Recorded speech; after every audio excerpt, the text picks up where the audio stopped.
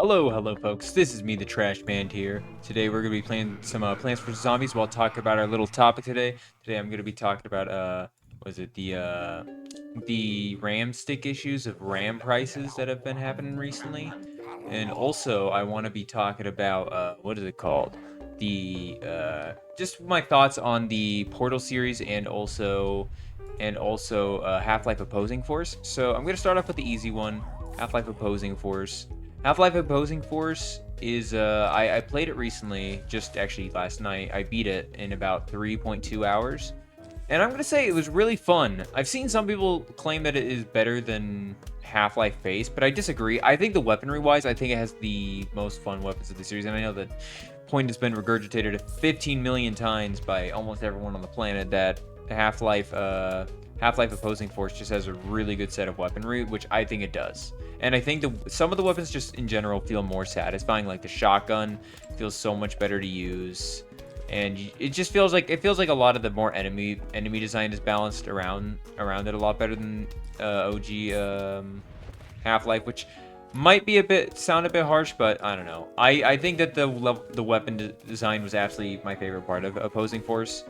I'll be honest with you, it was a bit short for me.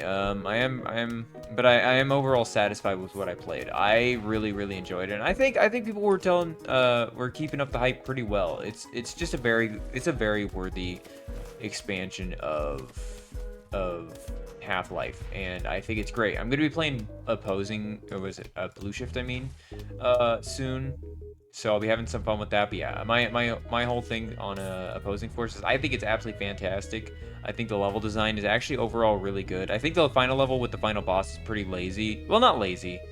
It's very similar to the Destroyer from Borderlands 1, if I'll be honest with you, which is a bit of a weird coincidence, you know. But I don't know. I've been thinking about it, and I'm like, you know what? It's a really good expansion, and I think that Gearbox outdid themselves with it, which is not something you say about Gearbox much. And like that's the person who's one of his favorite games is Borderlands 2. Uh, just Borderlands in general has not been eating good for a long time, or specifically, I guess Gearbox in general has not been eating good for a very long time, if that makes sense.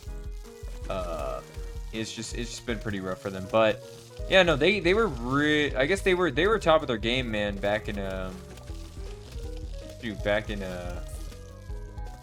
the day, because it was really fun. I genuinely think that was a really good expansion.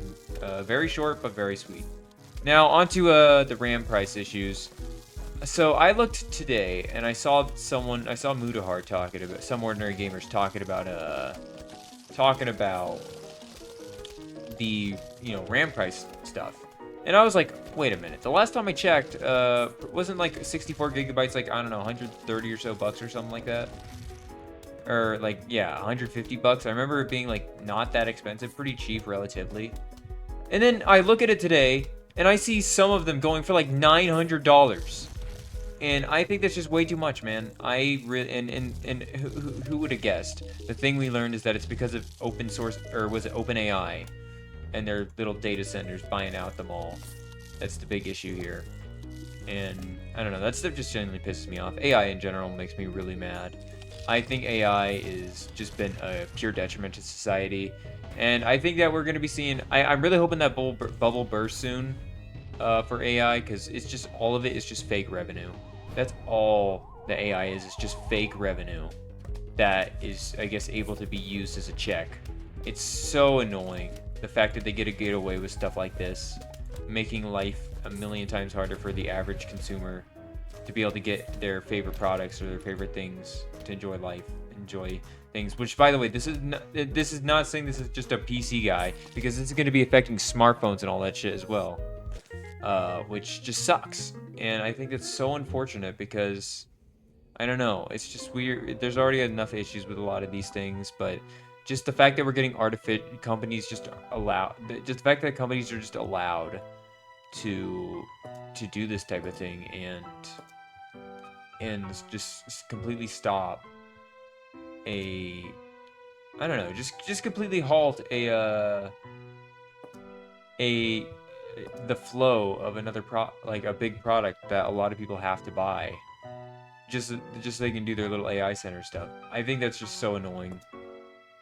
But I don't know. I don't want to talk about it too much because it's just a very frustrating thing to even think about, really.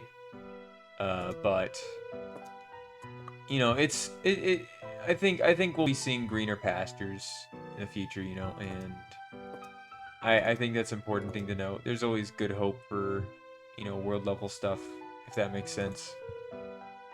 Always, I guess, have good hope that hopefully something's gonna happen, something good's gonna happen. But right now, RAM sticks are a big issue. Now, what was the third thing I was talking about? Oh yeah, the Portal series. So I finished Portal 2 just 2 nights ago. Or was it yesterday? It was yesterday I beat the game. And you know, now that I beaten them again after over a decade of not playing them, I played through Portal 1 as well recently. I will definitely say they are some of the best puzzle games I've ever played. I think Portal, unironically, I'm gonna say this might be very controversial. There's a part of me that really prefers the atmosphere of Portal 1. I like Portal 2's gameplays and mechanics a lot better than Portal 1. And I think that the humor is very good. But I personally kind of had this sinking feeling that just like there's a part of like the bleak loneliness and atmosphere that I think is missing in 2 compared to 1. Because 2's a lot more story focused, or they've got a lot more of a realized plot now than Portal 1 was. Because Portal 1 was testing the waters. But like there's kind of like I think one of my favorite examples, like the little hidden bases all around in Portal 1 always just like gave off the vibe that other people are trapped down here just like you. And I don't know, in Portal 2 I'm pretty sure it's like confirmed that Gladys killed everybody. Then it's kind of like, oh well, I guess there is nobody but me down here, maybe a few people in cryo sleep as vegetables. And it's still really interesting, but I think just the ambiguity of Portal 1 was, I think, its biggest strength. One of my favorite parts, and this may be like a weird thing to say is my favorite part of Portal 1, is think about this. So in Portal 1, whenever you go into an elevator, it's just that like rumbling sound. You know, whenever you're in the elevator, you can't see through the elevator because there's no stuff. So like when that sound happens, there's always like I don't know if this is unique to me, but there's always a sense of dread I feel whenever I hear that sound, right? And it's one of my favorite like feelings I think in gaming. Like it's one of the most unique senses of like uncomfortableness, like just in the fact that like the fact that just the elevator was rumbling and all that stuff, it just made the place feel so what is the word, so under pressure, like it was able to just fall apart at any moment. I don't know, that's my thoughts on Portal, at least in general. Is I think I like Portal 2 more puzzle-wise, especially puzzle-wise, and I think overall it's a better game. A more realized game. But I think the atmosphere in Portal 1 is better. But Portal 2 I think I enjoy more. But I think they're both absolutely fantastic video games, and I know it's just there's no point in beating a dead horse, but I love Portal in general. I've loved every Valve game I've played except for Ricochet. And granted, I haven't played Dota 2, so, and I don't plan on, because you know, I don't play MOBAs. I think MOBAs are very frustrating. But you know, it's not to the point where I'm just gonna say a game's bad because it's a MOBA. You know what? I think it's cool. I think MOBAs are, you know, they're cool. I like Awesome Knots. Awesome Knots is very cool, but yeah, no. I don't know. I think just Portal is one of I think it's one of the most unique games I think ever made, in my opinion. I think it is one of the most unique games I've personally played. Like I can't really think of another game that really gets on Portal's level in terms of innovation. Like maybe Subliminal, puzzle-wise, maybe Subliminal would be a game. If y'all have never seen Subliminal, you should definitely play it. One of the most trippy games I've ever played. But yeah, other than that, I just want to talk about a few more things. In general, it's just I have been so. a bit more news on Half-Life 3. So here's the thing. I'm gonna say this: do not believe any date that you see if someone's saying something about Half-Life 3, because there's a such thing in a lot of game reveal stuff called canary dates. I think it's canary dates, something like that, which essentially is just a company that does have an announcement plan that is throwing around fake dates to kind of, I'm pretty sure it's the purpose is just to find, like, I guess, part, like, where things are leaking out from. Either that or just to throw people off. That's at least some of the purposes of it. I don't really know exactly everything on it, but Valve's been, so from what I know, Valve's been throwing around a lot of stuff that is most definitely canary stuff, but I still am firmly believing that I'm still going to be in the personal hopium boat that I think Half-Life 3 is going to at least get announced this year or early next year.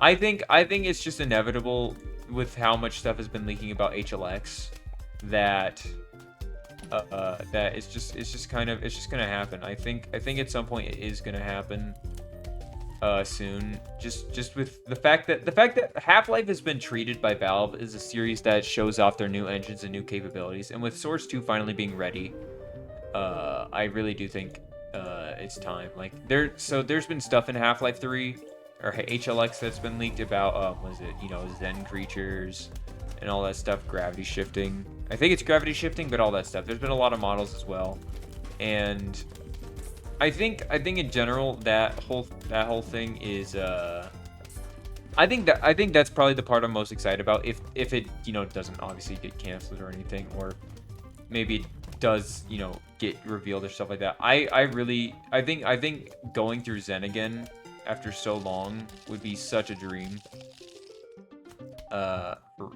For real though, I think it'd be such a dream to get back to Zen.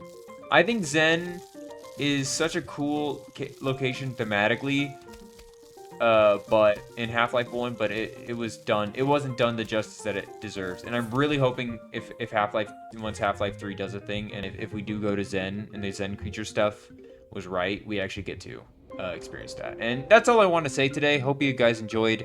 If you enjoyed this video, please do like it, and I guess have fun. See ya.